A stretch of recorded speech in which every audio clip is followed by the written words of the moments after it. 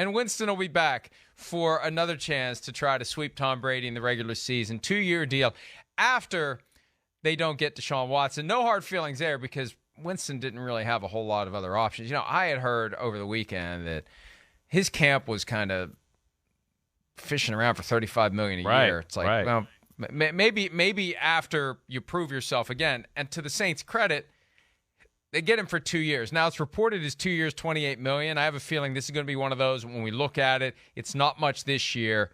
It's more next year if they keep him. If he reestablishes himself this year, he'll get bigger money next year. But I doubt it's 14 and 14. I have a feeling it's probably closer to like 5 and 23 than 14 and 14, if that math is right. But smart by the Saints to ensure that they get to keep him if he does indeed get it back to where it was this year. And they get to keep him for 1 year after that before they'd have to figure out what they're going to do with him financially. So, you know, look, this is a guy who's still fairly young, and he can play for a long time. That's right. And he can set himself up for a $35 million a year payday, but he's got work to do coming off of that torn ACL, and he's got other things he's still got to fix. Yeah, he does, definitely. And we know there's things about his game. You know, he seems to be on the right path, though, in all areas. Sean Payton, again, that place down there, they named him the starting quarterback last year. He must have shown some professionalism, the fact that they feel confident in him. The Saints are going with the guy they know rather than going with a guy that, hey, we're not sure about. It might be an upgrade. Okay, there's some things. Instead, they're just going to go with, hey, we got a guy here that knows the offense, you know, did a pretty good job last year. Was it great? No. But they probably have some confidence and feeling he can get better in some of those areas and realize, hey, they've seen this guy. He's got talent. There's potential there. They got to see him twice a year for a bunch of years in Tampa, and he made a lot of plays against the New Orleans Saints and against everybody. So they know there's probably more there to tap into, see where it goes. But I know yesterday, I think I even said $14 million a year for Jameis Winston, somewhere in that. I'm with you. I bet you it's probably more like a 8 this year and 18 next year or something of that nature. Yes, I would expect that too, Mike, but it makes sense for them. It really does, and I expect Jameis Winston, even though it's a torn ACL, quarterback, movement's not like the key to his game, he should be ready to go by the start of the season and be the starter for the Saints. I was mildly concerned that my math didn't add up to 28 when I said 3 and 25. I guarantee you 8 and 18 is not 28. Sorry. 10 and 18, 8. Okay. Yep, sorry. 8 hey, how about 8 and 20? 20? Thank 8 and you. 20. Yes, Let's do 8 and 20. And Pete put that graphic up there, and this is stunning and hilarious to me. Yes, they're back. They've got a former first overall pick in Jameis Winston, a former second overall pick in Marcus Mariota the same year. Two guys who met on the field to start their careers in 2015. A former third overall pick in Sam Darnold for now. A former 199th overall pick who, everybody passed over repeatedly from, and it's not a typo, 2000. Oh, he was born in 2000? No, he was drafted in 2000.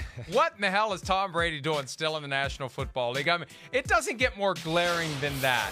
There are guys that we have to be getting to the point. Yeah, there are guys who are in the NFL who were born, who exited the womb after Tom Brady entered the NFL. That is unbelievable. Yeah, it is. It's unbelievable.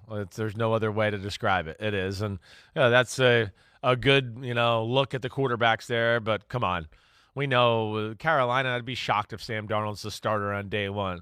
I think that ship has sailed. I mean, they've done everything they possibly can this offseason to replace him or get a new quarterback. But who are they going to get? I don't know. Who's left? I don't know. Nobody wants to go there.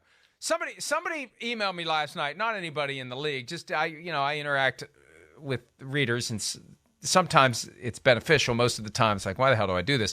But, somebody said, hey, could Matt Rhule still get fired because they can't get a quarterback to go there?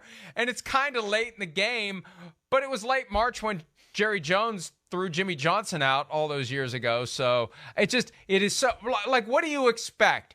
Matt Rhule is clearly on the hot seat. The only offensive coordinator they could get was Ben McAdoo, which further proves how hot the seat is for Matt Rhule, because nobody wants to step into that job knowing that everyone's job rides on what the offensive coordinator does.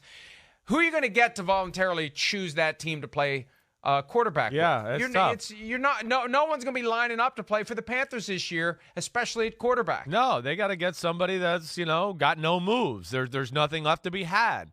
Baker Mayfield, there's no teams left. You want to come to Carolina. But the Carolina, they probably have some of the, same thoughts we talked about with the Colts a little bit. Wait, we just got burned from a guy in the same draft that Baker Mayfield was in. We lose, we get Baker Mayfield here and it doesn't do well. We're going to have, extra egg on our face. People are going to go just like they're doing with Sam Darnold. Well, look, what you did with the Jets. You guys are idiots to think it would be different. They're going to have to hear that with it. So I don't even know if they're truly or legitimately going to think, about a Baker Mayfield. That to me would be, something I'd be interested to know.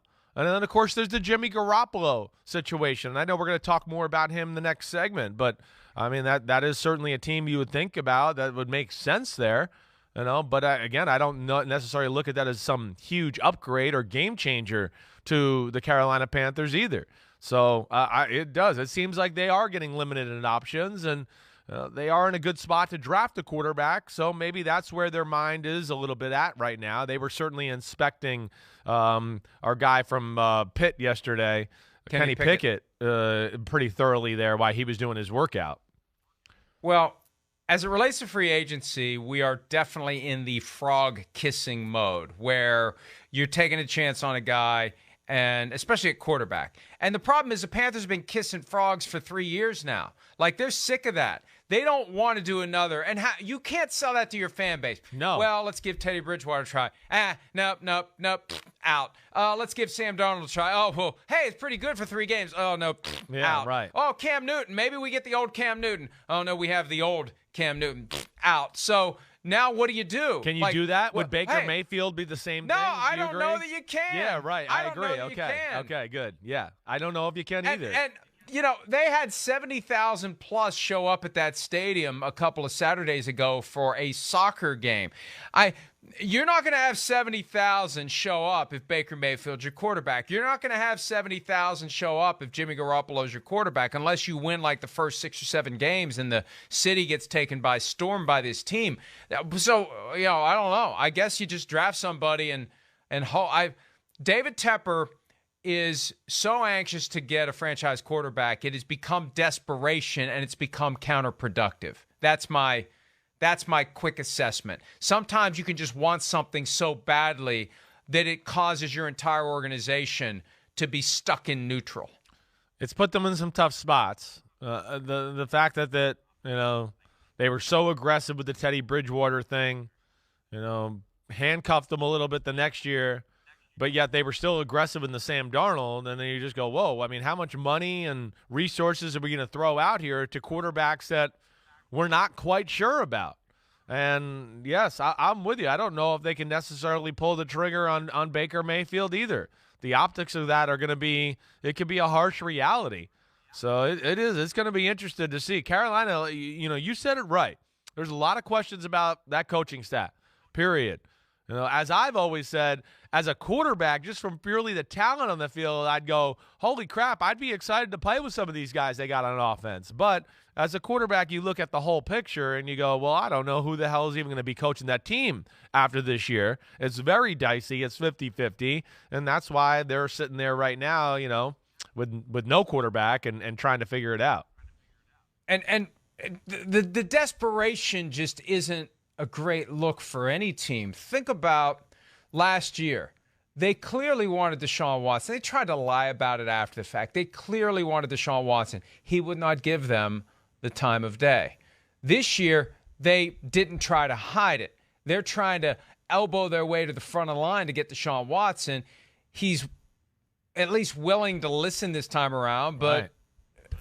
No. And I think what makes it even more insulting to the Panthers is the 2 finalists are in their division. Yes. At least they got to the final 2 until the Browns swooped back in. But, the Panthers could have swooped in with something. Like, whatever the Browns, that makes it even worse for the Panthers. They get kicked to the curb. The Saints and the Falcons are the 2 finalists. And then, while the Panthers are licking their wounds, the Browns say, screw this. We're going and getting our guy. At the end of the day, the Panthers are the biggest losers of the entire Deshaun Watson fiasco because last year he ignored them. This year they They failed to even tie their shoelaces in an effort to get him, and now they're left with what? They're left with what? They're left with nothing. And I don't see a good ending for that.